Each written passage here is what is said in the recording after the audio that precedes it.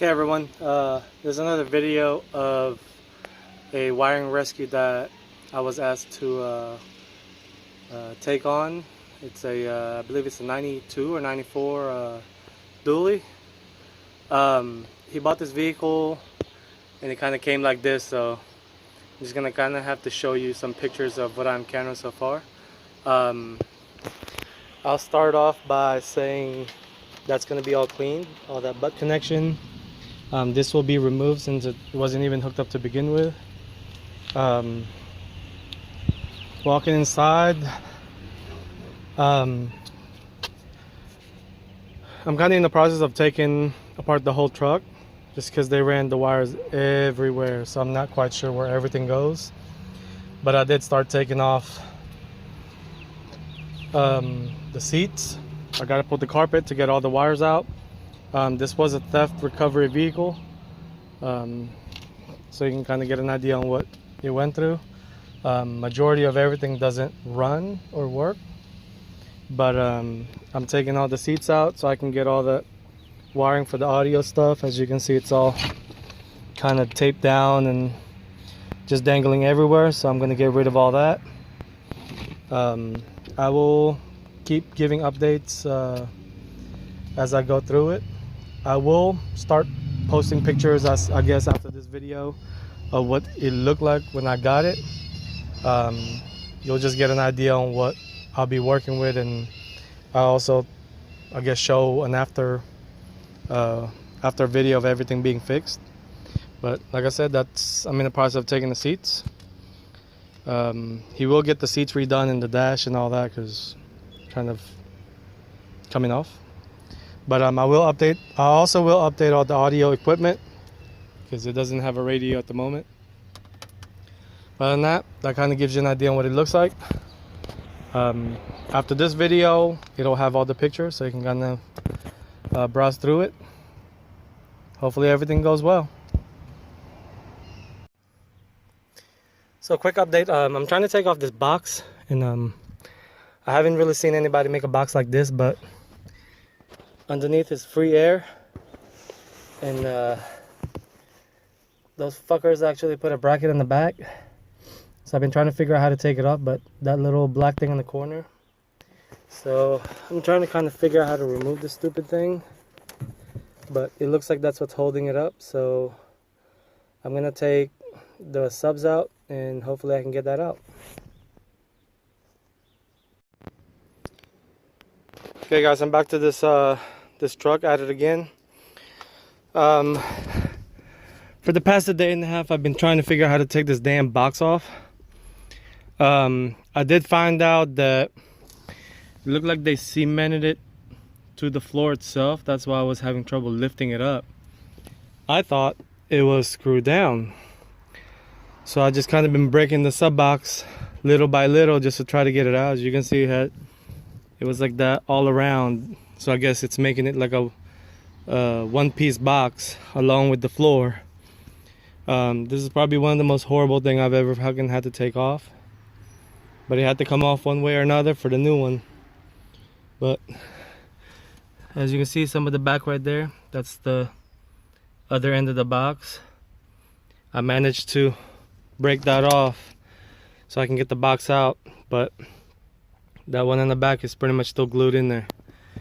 So other than that, my god. So I got majority of the box out, so that's kind of what it looks like. Like I said, it looks like it has cement type of material cemented to the wood and to the floor. It was a pain in the ass to take this off, but luckily I got it out, so we can proceed to the plan. So I'm taking out more stuff. These are the last few remaining wires. Look like they just kind of shove everything in there, so I'm gonna cut that and feed it because I will be running new wires, everything, and not sure what all that shit connects to, but yeah, you're seeing everything coming out, so far we're in the right direction. So I have the update. I was trying to take this side seat, but for some reason that one bolt all the way in the end It feels like it's stripped from underneath and I can't get to it due to the transmission on the way. So I'm just gonna keep it like this. That way I can just take out all the wires. I'll take all this out and update, like I said, update all the audio equipment. So I will show you a picture after that. I'm taking the amp out I'm just kind of getting an idea on whoever wired this crap. Don't know what they're doing.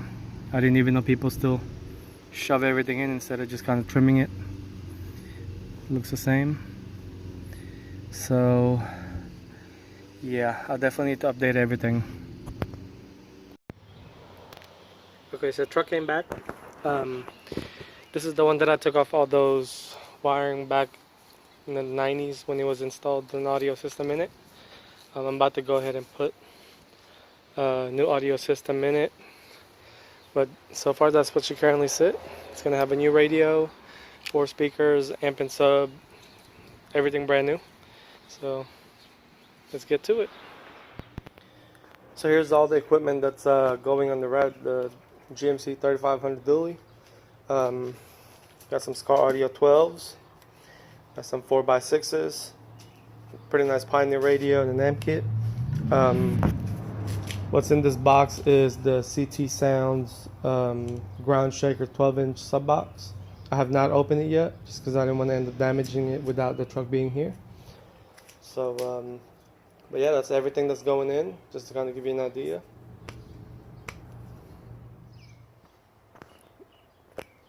What's in this box is the 12-inch Groundshaker 12-inch sub box from CT Sounds. I'm going to go ahead and open it, see what it looks like. It is very well packed, unlike most companies, so that's a definite plus.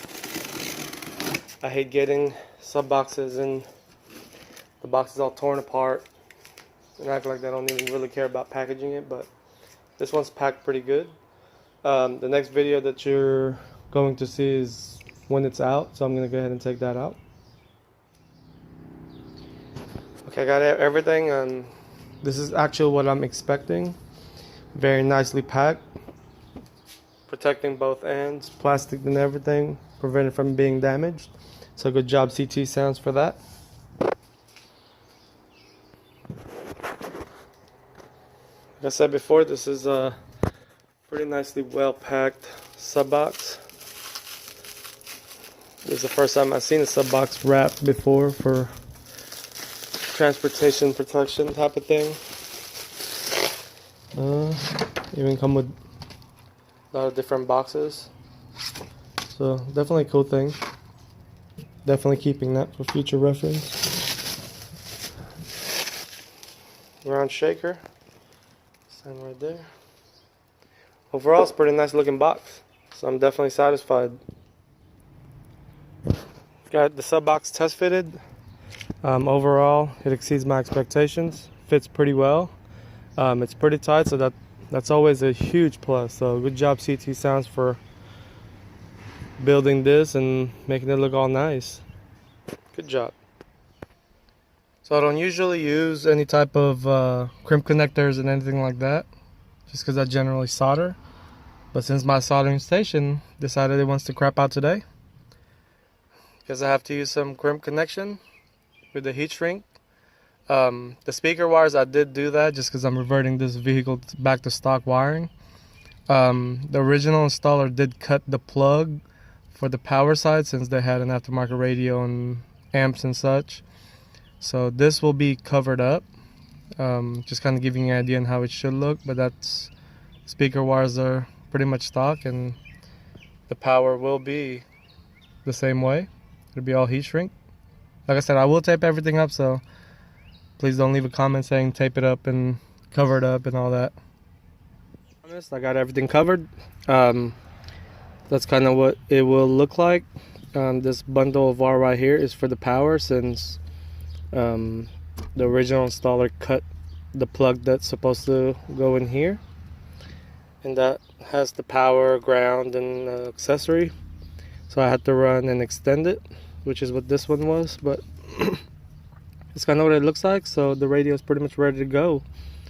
If you are wondering what this type of tape is or what kind it is, it's called a Tessa tape. It's kind of what the factory ones use to wrap their engine harnesses and things like that to kind of make it look a little bit more factory. So other than that, that's kind of what that tape is. So if you just browse around online, you will find it's called Tesa tape.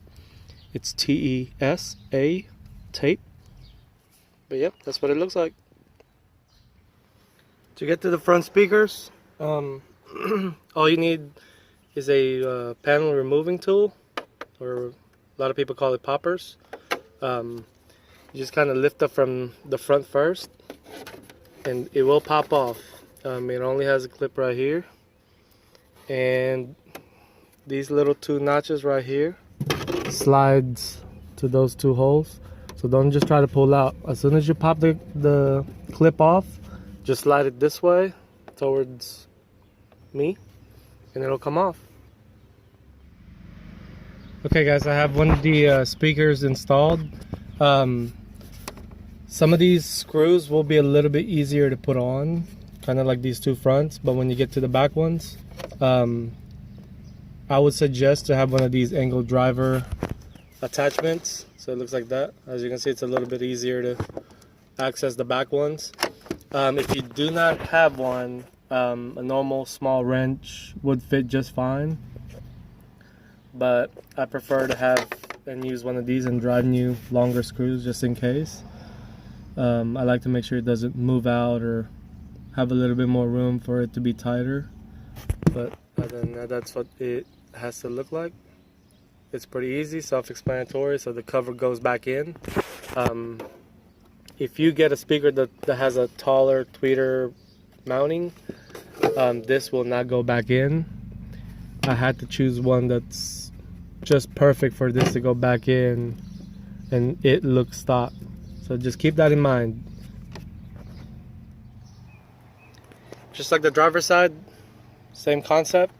Took me about, I don't know, 3 minutes, 4 minutes to put this other one in. Like I said, same exact way to put it on. Everything so far looking good. Now I'm on to the rear speakers, and I will show how to do that one as well. So I got the speakers at the rear installed. My apologies, I didn't record it of the removal, but all it really was this aftermarket cover for Phillips head. Same way as the front, 4 screws, and that's literally all about it. So I'm getting ready to mount the 12-inch Scar Audio subs. They are dual 4 ohms, since the amp that he provided is 4 ohm compatible, which practically close to match the power of these subs at 250 RMS. Overall, looks pretty good. It's like a well-built subwoofer, so we'll see how it works out, and I'll get everything wired up.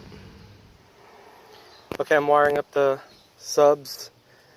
It'll be running on 4 ohm impedance, so to wire it up to 4 ohms, you'll go from one coil's positive to the secondary coil's negative, and then from positive to the amp, negative to the amp, and same goes for the other one, and you'll have a 4 ohm impedance final result. So I have the sub mounted now. They look pretty damn good. I will mention, if you guys are going to be doing a lot of installing in the future, or a lot of amp and sub, I would suggest one of these adapters to where you can retract up and down. What that does is, when you're driving the screws, see how like it'll sit flush. That way the possibilities of the drill bit slipping and kind of poking the sub itself, I have seen that happen. I can go without these, but sometimes I prefer to have it just for that extra protection. So like I said, it's one of those nice things to have.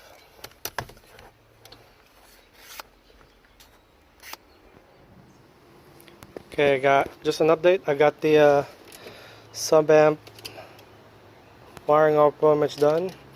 It's all secured. Ran to a little grommet, right, kind of just in the lower area right there. As It's pretty much ready to go.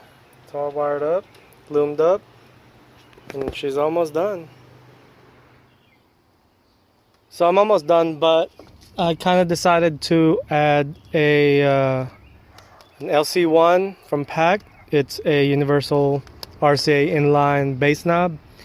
The sub are pretty loud for what they were. I was actually expecting a little less, but it's a little bit louder than what I expected, so I'm going to add this. That way they can control the amount of bass, so they can turn it on and off, bump it all the way high, vice versa. So, but it's from PAC. It's called LC1.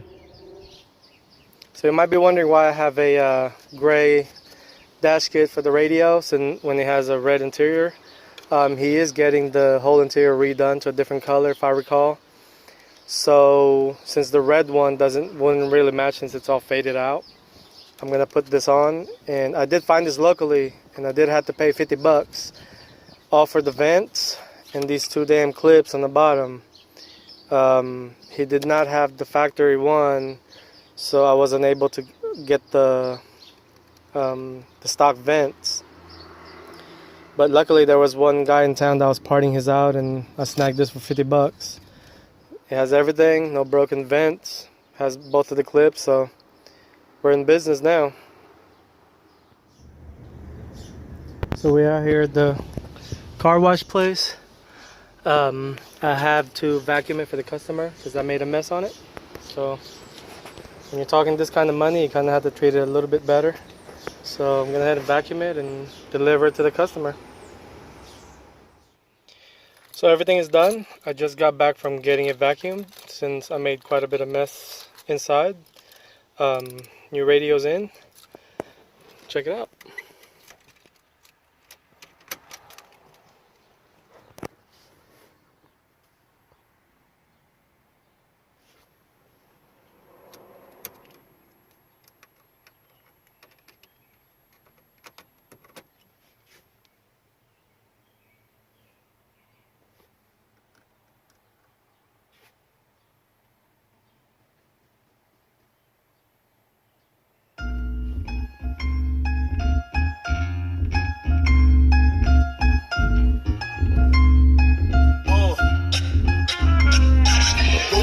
This morning feeling so cool, everything is fresh, I'm feeling brand new, putting on my shoes, I'm ready to make history, so tell me what I hope.